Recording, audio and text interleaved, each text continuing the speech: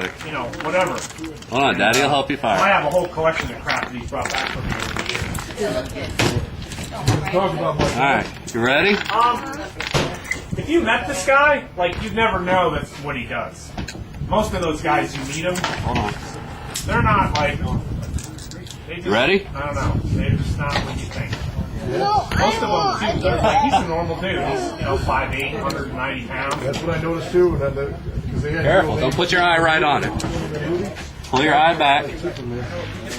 Most of those guys, especially in like SEALs and Green Berets, most of them